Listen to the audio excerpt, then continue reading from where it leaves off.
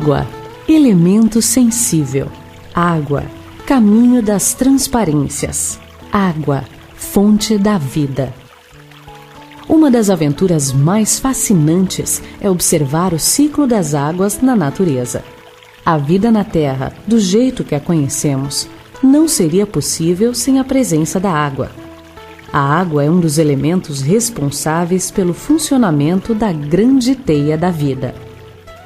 Sem a circulação das águas, os nutrientes não seriam transportados, os ecossistemas não sobreviveriam e a vida na Terra não existiria. É extremamente necessário mostrar a importância da água para a vida como um todo e estimular a valorização deste bem tão essencial. A água é uma das substâncias mais comuns existentes na natureza, cobrindo cerca de 70% da superfície do planeta. Mas a sua distribuição se dá de forma bem desigual. Se colocássemos toda a água da Terra em uma esfera, a maior parte seria a água salgada dos oceanos. Uma pequena parte viria das calotas polares e geleiras, e somente 2,3% seria de água doce. Esta pequena quantidade de água doce é justamente a mais importante para a humanidade, porque é ela que sustenta a vida.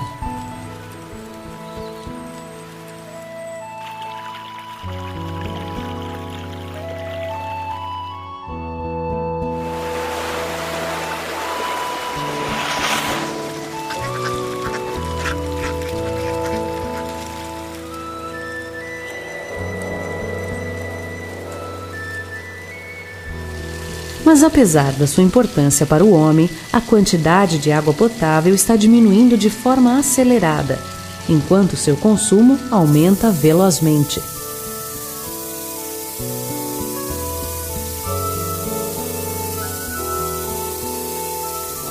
As previsões sugerem um cenário preocupante caso não sejam tomadas medidas para seu uso sustentado e garantia da sua renovação. Toda a água do planeta é renovada através do ciclo da água, que está ligado ao ciclo energético terrestre e à distribuição de energia proveniente do Sol.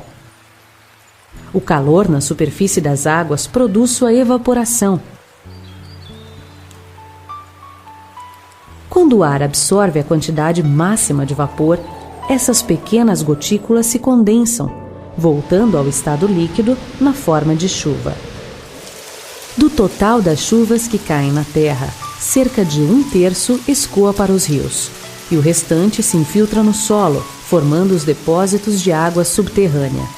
E depois, quando o solo está saturado, ele devolve lentamente a água, formando as nascentes dos rios. A quantidade de água absorvida pelo solo pode variar muito, dependendo de fatores como declive e cobertura vegetal. Todo rio possui um território que serve de área de drenagem, chamado de bacia hidrográfica. As orientações dadas pelo relevo fazem com que as águas de uma determinada região sejam drenadas para um mesmo local. Infelizmente, os impactos das interferências humanas, seja na ocupação de terras com atividades agrícolas ou na urbanização, são evidentes na bacia hidrográfica do rio Itajaí. Na cidade onde o calçamento e construções encobrem o solo, quando chove acontece um rápido escoamento das águas para os rios. E é por causa dessa cobertura artificial que os fenômenos das enchentes e enxurradas ocorrem com frequência.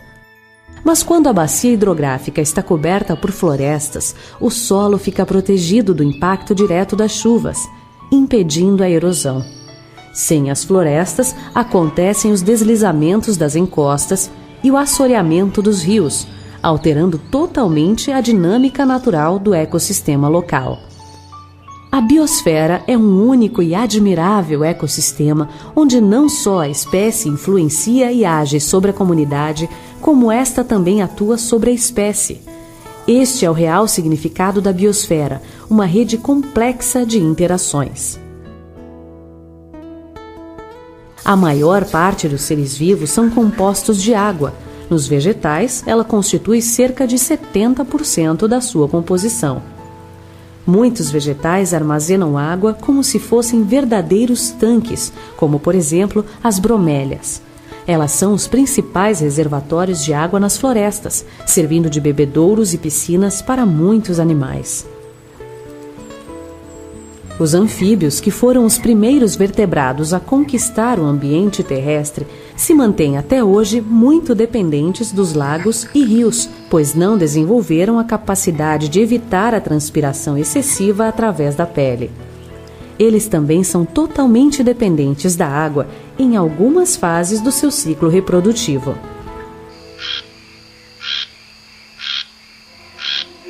A manutenção da biodiversidade nos ambientes de água doce depende de uma inter-relação equilibrada das espécies com o meio ambiente.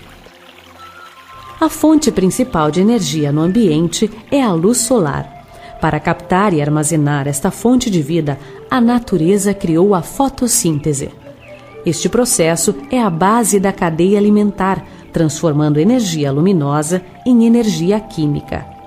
Porém, a fotossíntese no ambiente aquático pode ser afetada por vários fatores, entre eles a cor e a turbidez da água. A movimentação de solos é um dos fatores responsáveis pela diminuição da transparência da água. Isto afeta a teia da vida, já que o aproveitamento da energia gerada pela fotossíntese é feito de diversas formas. Algumas algas microscópicas são usadas como alimento por micro-organismos que, por sua vez, servem de alimento para alguns peixes e assim por diante. Animais que se alimentam de outros animais vivos são denominados predadores. Seu papel em relação à manutenção do equilíbrio ecológico é muito importante, pois eles limitam o crescimento e a proliferação de espécies muito reprodutivas.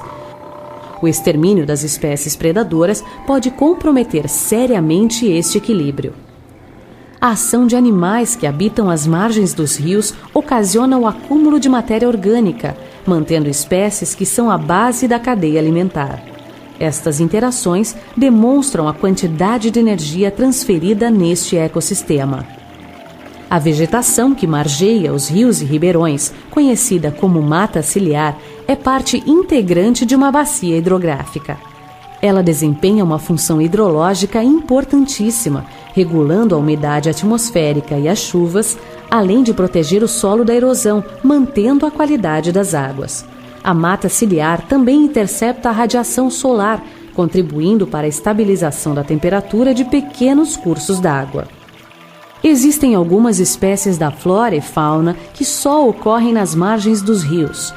Um exemplo é a rã das cachoeiras, que tem sua atividade sempre entre pedras no leito e nas margens dos ribeirões e riachos montanhosos. Esses locais são selecionados pelos machos para atrair as fêmeas, pois o microclima desses lugares favorece a corte e a posterior desova dentro da água. Muitos animais dependem da mata ciliar para encontrar abrigo e alimentação.